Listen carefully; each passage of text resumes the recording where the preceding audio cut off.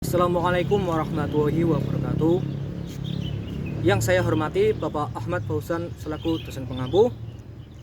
Perkenalkan, nama saya Ridwan Tajuddin dari kelas HKIC NIM 1120091. Baik, di sini saya akan membuat video tentang materi Siasa Dusturia, Maulia dan Daulia. Video ini dibuat guna untuk memenuhi UAS fikih siasa. Nah, nomor 1 yaitu tentang pengertian siasa dusturia.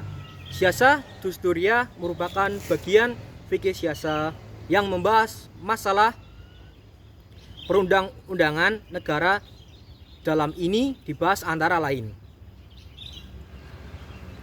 Nah, konsep-konsep konstitusi, undang-undang dasar negara dan sejarah lahirnya perundang-undangan dalam suatu negara, legislasi. Nah, bagaimana cara perumusan undang-undang? Lembaga demokrasi dan syura yang merupakan pilar penting dalam perundang-undangan tersebut. Tujuan dibuatnya peraturan perundang-undangan adalah untuk mewujudkan kemaslahatan manusia dan untuk memenuhi kebutuhan manusia. Nah, permasalahan di dalam fikih siasa dusturia adalah hubungan antara pemimpin di satu pihak dan rakyatnya di pihak lain, serta kelembagaan yang ada di dalam masyarakat. Nah, oleh karena itu, di dalam fikih siasat dusturia biasanya dibatasi hanya membahas pengaturan dan perundang-undangan yang dituntut oleh hal ihwal kenegaraan dari segala persesuaian. Nah, dengan prinsip-prinsip agama dan merupakan realisasi kemaslahatan manusia serta memenuhi kebutuhannya. Ruang lingkup pembahasan siasa dusturia. Nah, yang pertama yaitu imamah, hak dan kewajibannya. Imamah menurut bahasa berarti kepemimpinan.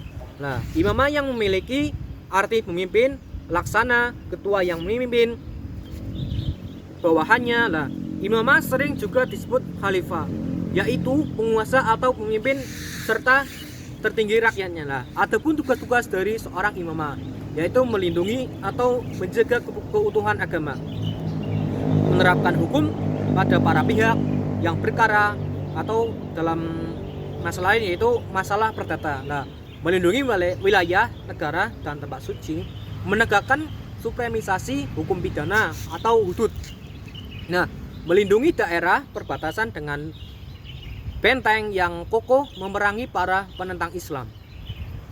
Setelah mereka didakwahi dan masuk Islam atau dalam perlindungan kaum muslimin atau ahlu zimah, nah, mengambil fai.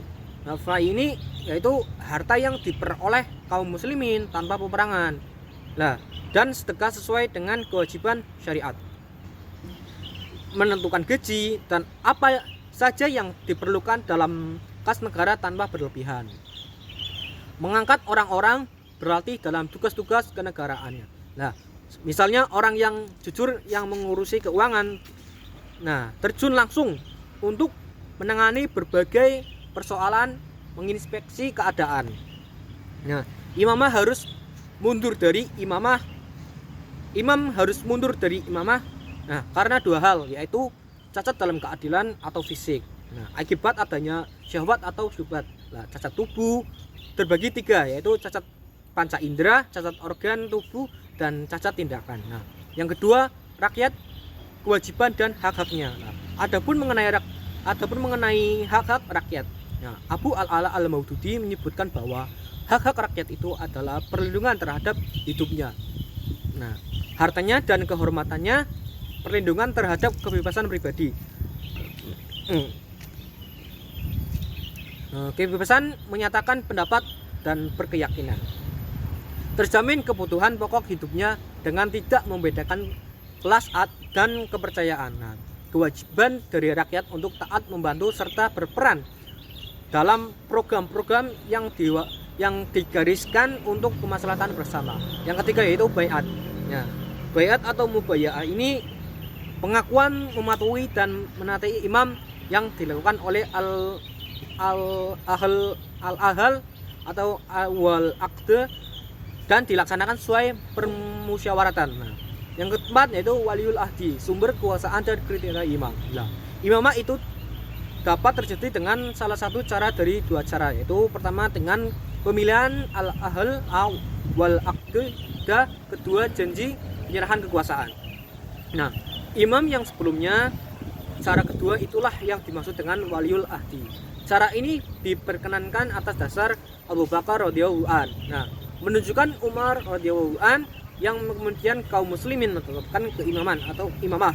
Nah, Umar dengan penunjukan Abu Bakar tadi, nah, perwakilan dan ahlul hal wal ahdi ini secara harifah al-ahl wal ahdi berarti orang yang dapat memutuskan dan mengikat. Nah, jadi para ahli fikih siasa merumuskan pengertian al-hal wal ahdi sebagai orang yang memiliki kewenangan untuk memutuskan dan menentukan sesuatu atas nama umat atau warga negara. Nah, dengan kata lain, al-ahl wal al-aqdi adalah lembaga perwakilan yang menampung dan menyalurkan aspirasi atau suara masyarakat.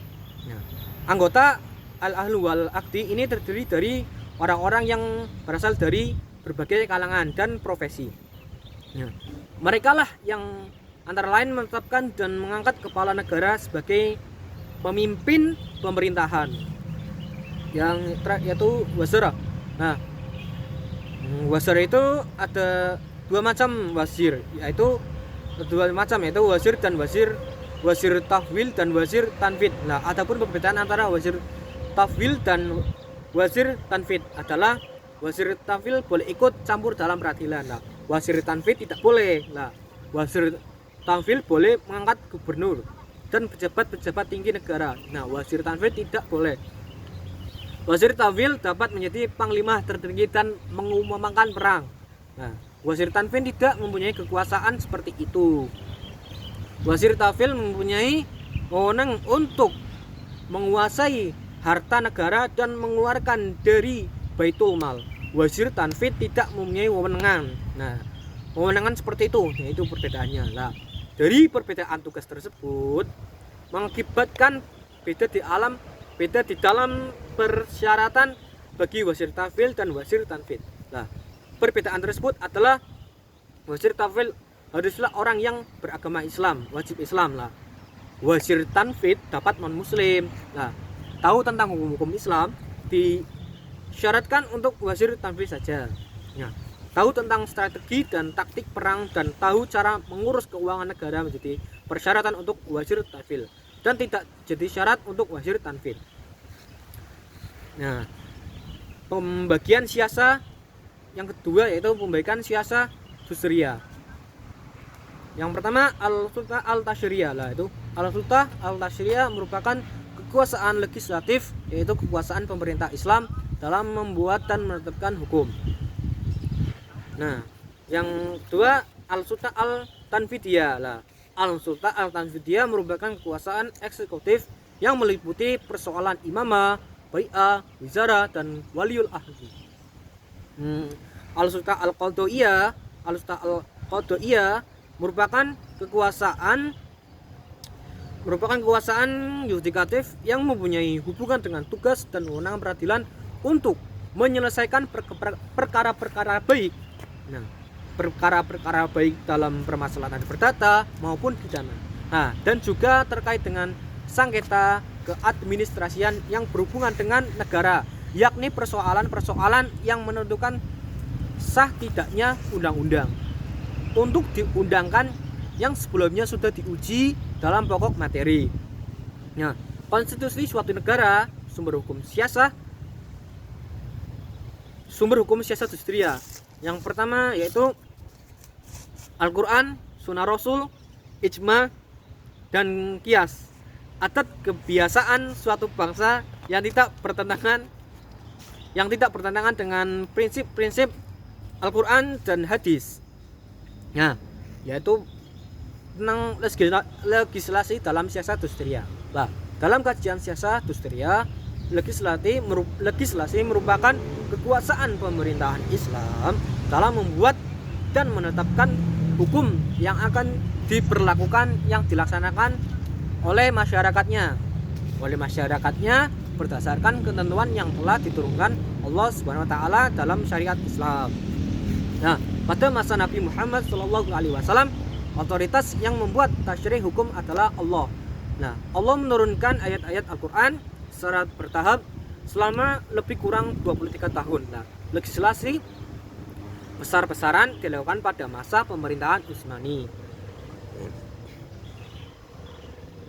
Pada masa ini, hukum yang dipakai dalam masyarakat bukan hanya fikih, melainkan juga keputusan khalifah atau sultan terhadap sengketa atau perselisihan yang terjadi di antara anggota masyarakat.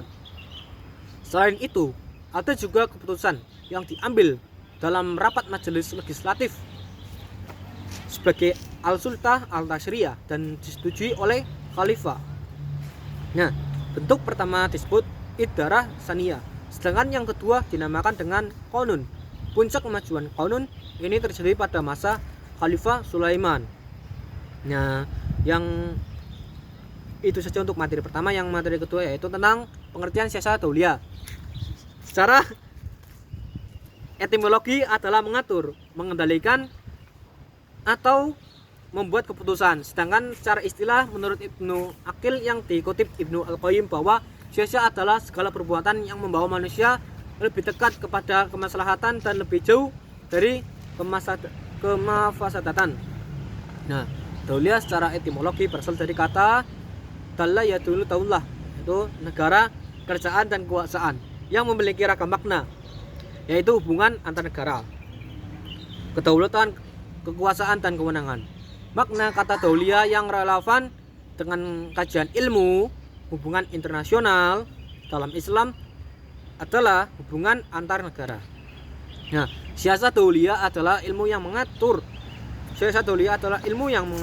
kewenangan suatu negara untuk mengatur hubungannya dengan negara lain. Nah, atau antar negara. Lah, ruang lingkup siasa dauliyah ini meliputi perjanjian internasional, kesepakatan antara dua orang atau dua pihak atau lebih dua pihak terhadap suatu objek yang mengikat kedua belah pihak, satu atau salah satu pihak.